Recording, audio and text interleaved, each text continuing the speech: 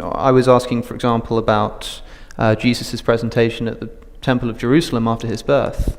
This is not like trying to describe a mushroom or the end of the world. No. Okay, so now let's talk about that. Hold on a second. This is a historical event that's being recorded by one New Testament writer at the same time as another New Testament writer says that the family had traveled to Egypt. I don't think this is an attempt at metaphor or allegory, as I would say of Genesis. Whether you think that is or not, I would say that in the case of the Gospels, we can agree that in at least some instances, this is a clear attempt at mundane history. This is not an attempt at writing some kind of metaphor to explain a truth that's otherwise unknowable to the human mind. It's a very straightforward attempt to record what actually happened, and they contradict each other. They contradict each other because they're written by 4 different people. Sure. So one of them is wrong. Let me ask you this. If God were writing it, I'm quite sure he would have written it once. You would need 4. Sure, okay? So some of them are wrong then? No. Okay, so when you say they're wrong, let's consider Luke's gospel for a minute. Yep. Luke is a medical doctor. Luke is not present at the events being described. Mm-hmm. Luke is virtually in the position of Thucydides writing the Peloponnesian War. Now, Thucydides did fight in the war, but in most of the events described by Thucydides in the Peloponnesian War, he wasn't there. Making them very unreliable, right? No, on the contrary. It is, in fact, the most reliable account of the Peloponnesian War that historians have. Let's not say that it is reliable, though. No, it is. What I'm trying to say is that when you're talking about historicity, and you're talking about historicity now in the ancient world, you have to recognize that these people are not approaching it as modern historians. Luke is going around interviewing people. So let me ask this very, very straightforwardly then. Okay. Luke says that after the birth of Jesus, the family fled to Egypt. Matthew says that they went to the Jerusalem temple.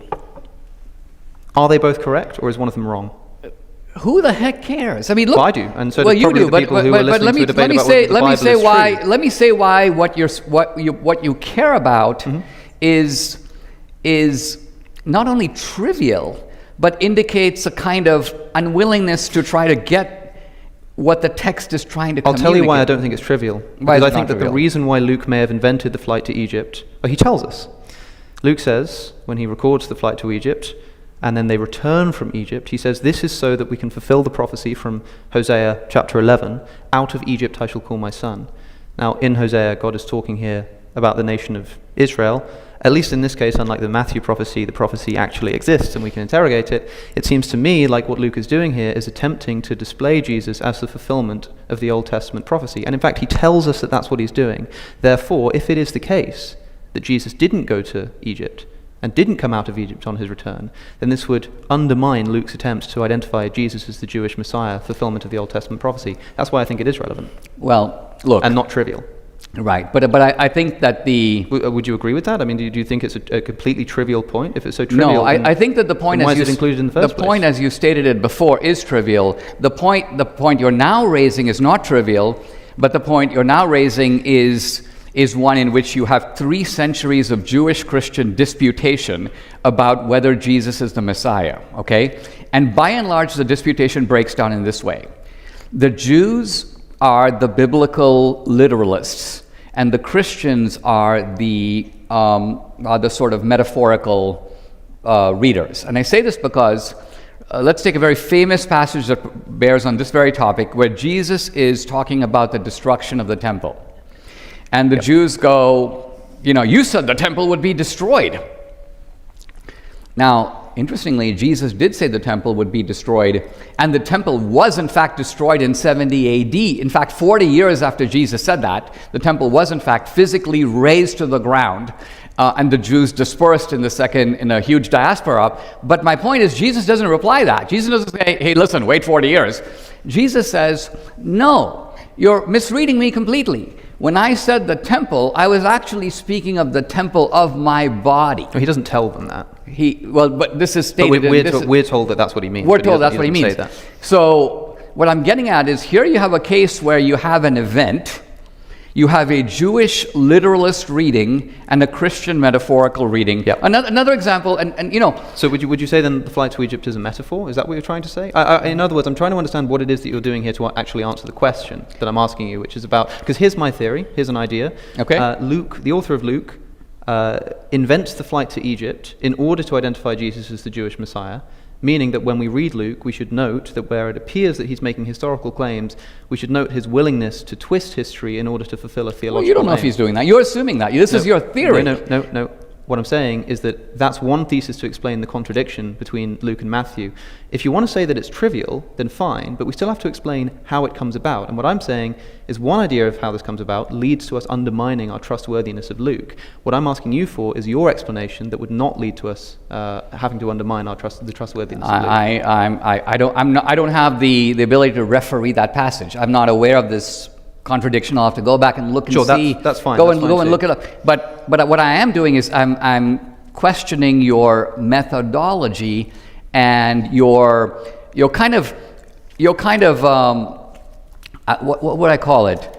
You got the Jews and the Christians arguing about events, and they're very complex events, and they're very powerfully meaningful events. Like let's take for example, Abraham and Isaac are going up the mountain. Mm-hmm. And Isaac says to Abraham something to the effect of, where is the lamb for the sacrifice? And Abraham says to him, God will provide. God will provide. Now, in a Jewish reading, this whole thing has got to be understood in terms of, here's Abraham, he's willing to sacrifice his son, God says stop, it's a tale of obedience. In the Christian reading, it's not that, or it's not only that. The Christian reading is, Jesus is the Lamb of God who takes away the sins of the world. So when Isaac says, where's the lamb?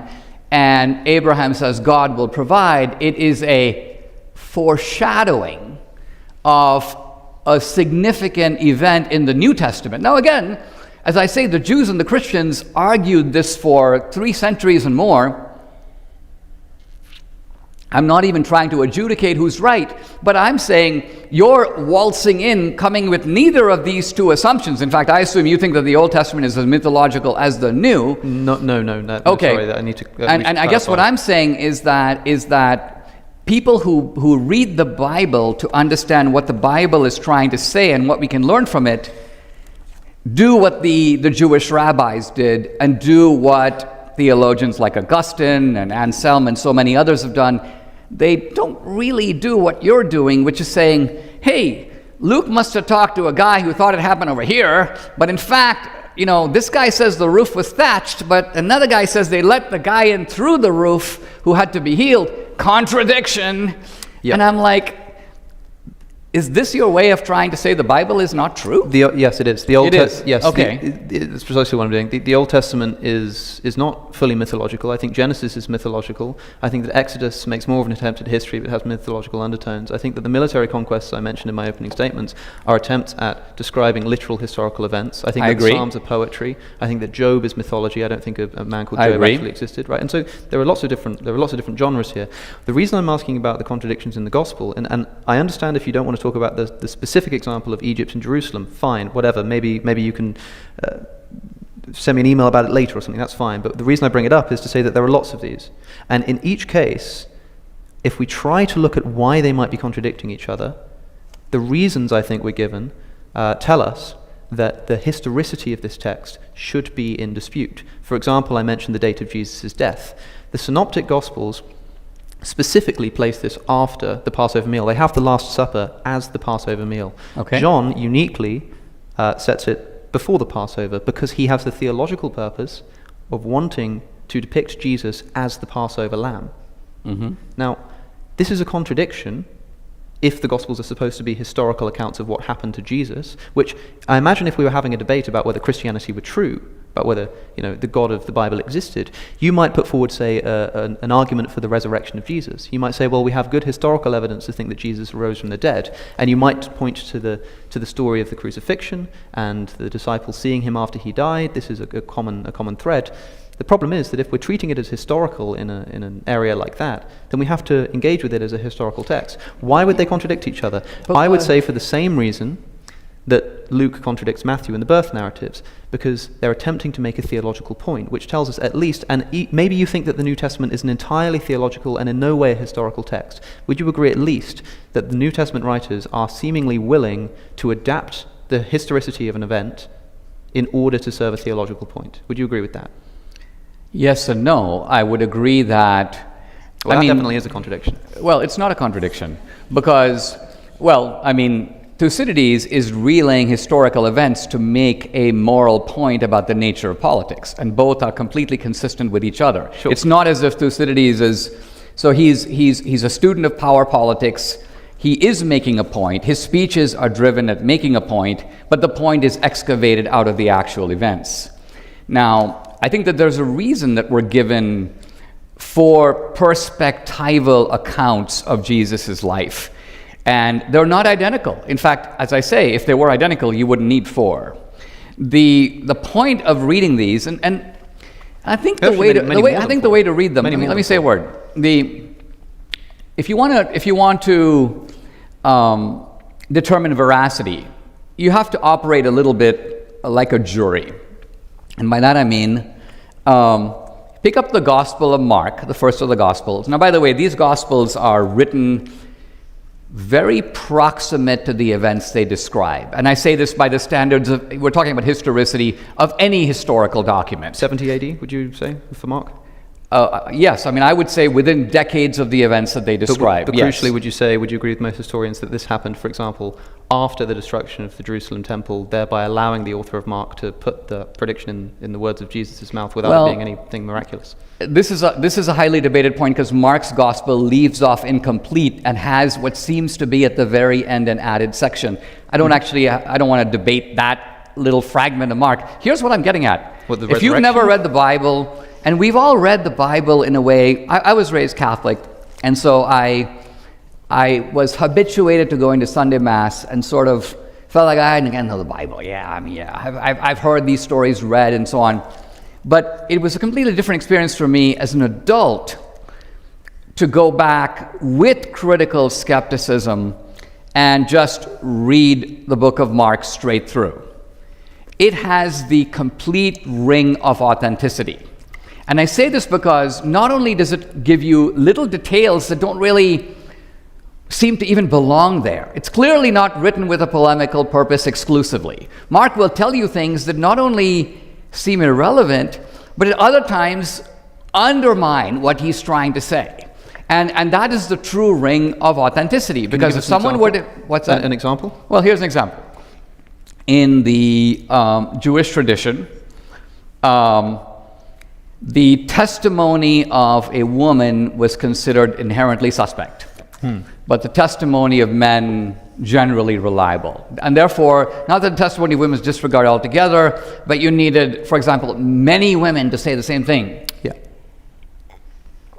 Now, the Gospels tell us that when Jesus was crucified and put in the tomb, if I were Mark or I were Luke and I were trying to be inventive and I were trying to establish a truth for posterity, I would not have it that a group of, let's just say, hysterical women, Mary Magdalene, whoever it was, a group of women go to the tomb and they're the ones who find the tomb empty. This is like a little dubious because most people are going to go, well, yeah, we know, but women, you know. So here's an example of the Gospels insisting upon a point that would only make sense if that was actually the way it happened. Allow me to answer that, if I may. Go ahead. If I may. This is a commonly presented argument for the historicity of the resurrection, which, by the way, now we're talking as... Well, I'm not... No, hold on. I didn't say it's an argument for the historicity of the resurrection. I said it was an argument... Let me say a word. Okay. Now we're talking about these texts as if they are historical texts. And the thing about the women is, look, this is quite straightforward to me. Who anoints bodies? Who goes to tombs and anoints bodies after someone dies? It's not men, it's women. And so if the authors of the Gospels had the men go to the tomb to anoint the body, which is what Mary and the other women were doing when they went to the tomb, that itself would be very strange and give us reason to doubt the historicity of the events. In other words, it's like if there's a task that women do, and that task is how Jesus' empty tomb is discovered, then why would he invent it? Why would they invent a story that has men going and doing it? Secondly, you said that you need multiple women's testimony. How many women go to the tomb? Multiple. Thirdly, what do the women do immediately after seeing the empty tomb? They run and tell the men who come and verify it for us. Right. So I don't think that this is this fulfills the criterion of embarrassment at all. In fact, I think the opposite is true. I think that if this was an invented story, I'm not saying it is, by the way, but if it were, then of course we could expect the people who discover the empty tomb to be women, because it's women who go to anoint the body at the tomb. Okay.